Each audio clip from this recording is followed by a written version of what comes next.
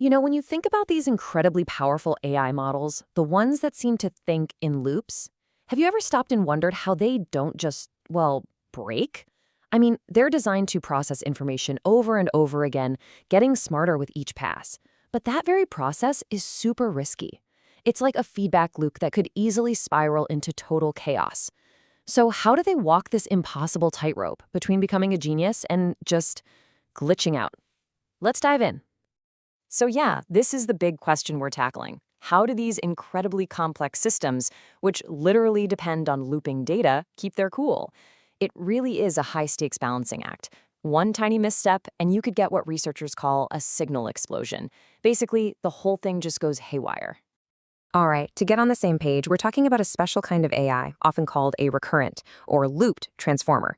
The best way to think about it is like a thought loop in your own brain.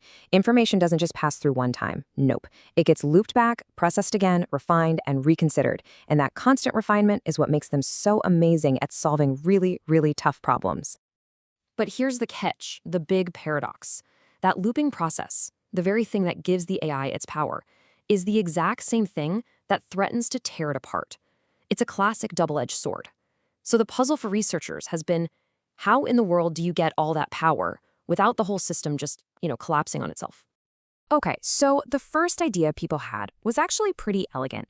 It came straight from physics, and it's all about this idea of an energy function. So the theory goes something like this. Just picture a ball rolling around on a hilly landscape. This energy function basically says the ball is always going to roll downhill. It's never going to spontaneously roll back up. Eventually, it'll settle in the bottom of the deepest valley, its lowest energy state. If AI worked like this, stability would be guaranteed. It would always find a calm spot and never spiral out of control. It's a nice, clean solution.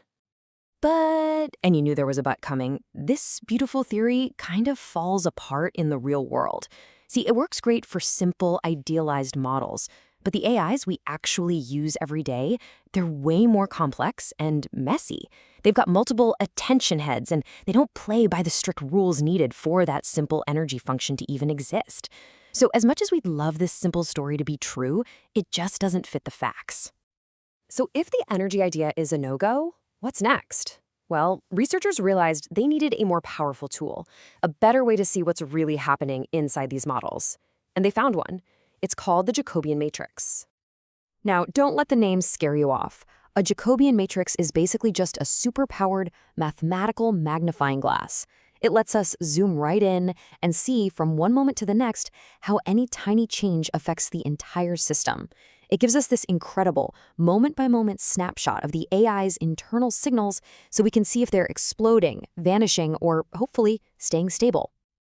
And you know what happened when they pointed this new magnifying glass at the problem?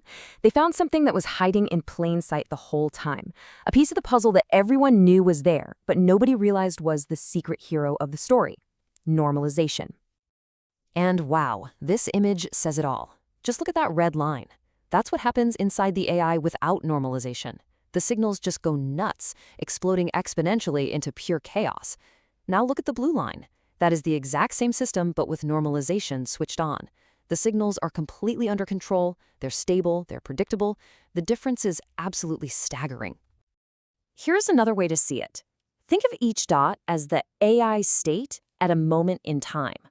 The red dots, that's the system without normalization, just a chaotic explosion all over the place. But the blue dots, that's with normalization. It's like a gravitational pull, yanking all that chaotic behavior back into a nice, tight, stable zone. It constantly reins in the system and keeps it from flying off the rails. And the researchers themselves, Tamihari and Karakita, said it perfectly. These normalization layers, which many people just thought of as a minor technical step, actually play a critical role in stabilizing dynamics. This simple, often overlooked part of the architecture turned out to be the unsung hero that makes this whole balancing act possible. But hold on, because this is where the story gets really fascinating. So problem solved, right? Normalization keeps everything stable and we're done. Well, not quite. After they found the key to stability, the researchers realized something profound. Perfect stability isn't actually what you want. The best AIs live somewhere else entirely.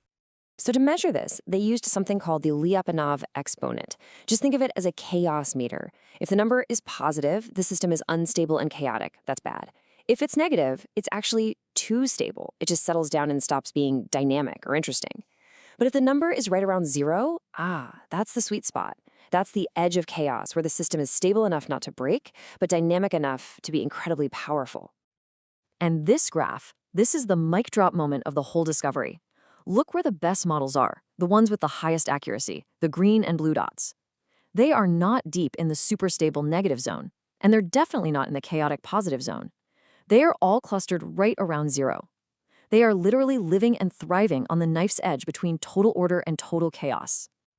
And that is the huge takeaway here. The goal isn't to build AI that's perfectly stable and rigid. The goal is to tune it so it can live right on this edge of chaos. That's the state where it's most responsive, most adaptable, and ultimately most powerful. It's a bit counterintuitive, but it's where the magic happens.